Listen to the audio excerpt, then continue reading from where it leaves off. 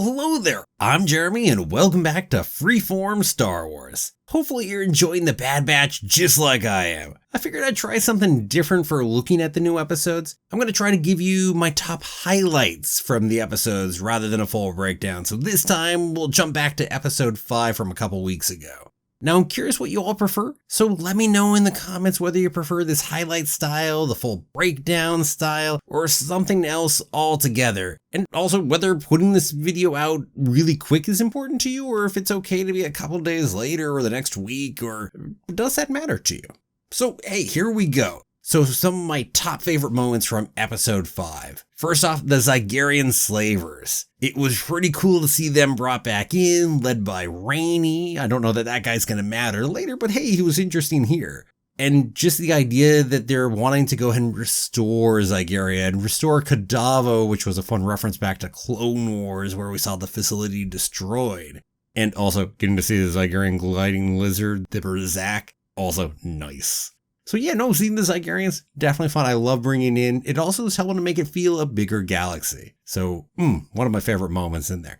And kind of on a similar note, Omega got her Zygerian crossbow. Oh, that's exciting. We didn't get to see it used here in this episode, but just her having it, love it. Another one, Bib Fortuna popping in. Kind of a midpoint, actually, for Bib Fortuna in terms of the shows and movies we've seen him in. He was way back in Phantom Menace, briefly in The Mandalorian. So yeah, this right here at the time of Bad Batch is kind of midway point for him there. Maybe a little earlier than midway, but point being, right in that general zone. And yeah, he's always a fun character to see, and it just hints towards all kinds of other things going on and intrigue with the Hutts, and more potential to write about Bib Fortuna maybe. And then, one of the highlights of the episode, everyone's probably going to talk on this one here, but that is Muchi, the Rancor that was being brought for Jabba. Now, just in case you're not clear, this is actually not the same Rancor from Return of the Jedi. The one in Return of the Jedi is a male Rancor named Patissa. This one is actually younger and an adolescent female Rancor named Muchi. So, very different. And yes, the fight between Wrecker and Muchi, loved it. So it was a nice twist right there that they were going to actually get a Rancor. Didn't see it coming. Very nice. Love how it connects to the larger galaxy, just like my Bib Fortuna comment before, and even the Zygerians. Another favorite moment, getting to see Ord Mantell. We've gotten to explore some new planets we'd never seen in the shows or movies before here during Bad Batch, in multiple occasions. Now Ord Mantell is one of them, and not only do we get to see, or kind of see the underbelly of a big city over in Ord Mantell, but also old Ord Mantell City and the old ruins over there. And I love getting to see more worlds. Keep showing me more. I'm always going to be a fan of that.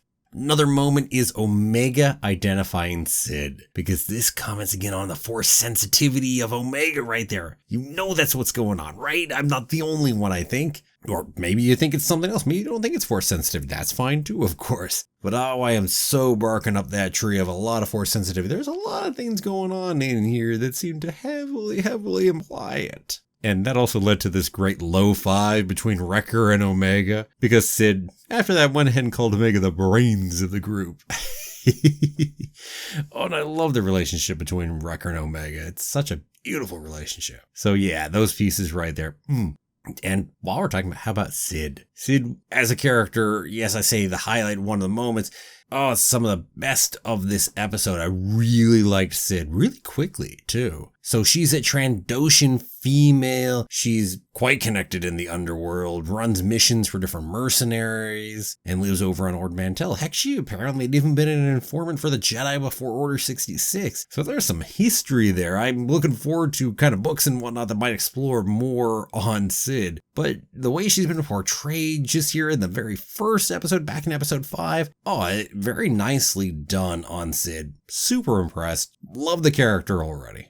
And my final highlight to go ahead and note, and probably my favorite of all of them, if I'm going to know just one highlight, it's Omega again, and Omega was a giant help to the team, and I'm just so impressed with how we've actually handled Omega. She was my biggest question mark from the trailers. I was really worried Omega would just be this element to lower the age the Bad Batch was oriented toward, and that has not turned out to be the case. She's turned out to be a legit member of the team, has her own purpose, she's well written. I love the character. And as we see a lot, all the characters seem to have their part to play. They all contribute, and that certainly 100% includes Omega. And we certainly saw that here too. And it's not like we're making it like Omega's super powerful and the only one that can save them or anything like that. That would be the wrong way to go too, just like making Omega useless would be the wrong way to go. But she is able to also play her part. And in this case, well, she helped save the team. And brilliantly in some of what she did. Beautifully done. And yeah. Oh, any worries I had about Omega and how that would work from the trailers, completely gone. So definitely, that's my number one highlight for episode 5 there. And yeah, well, anyway, there we go. Those are my top highlights. It was definitely a return to form, I thought, after the couple repair the ship episodes before it in the 3rd and 4th episode. And well, hey, let me just go ahead and ask at this point, what about you? What were your favorite moments from the 5th episode? And let me know what you think about, say, the whole highlights versus breakdowns idea here. Just let me know down below in the comments. And as I'm working my way out of here, let me also give a quick thank you to my wonderful patrons who help support the channel. Always appreciate all of you. And to everyone, thank you so much for watching. It really helps out if you give the video a like, a share, and don't forget to subscribe. I'll see you back here next time for another new episode of Freeform Star Wars. Have a magical day, and may the Force be with you always.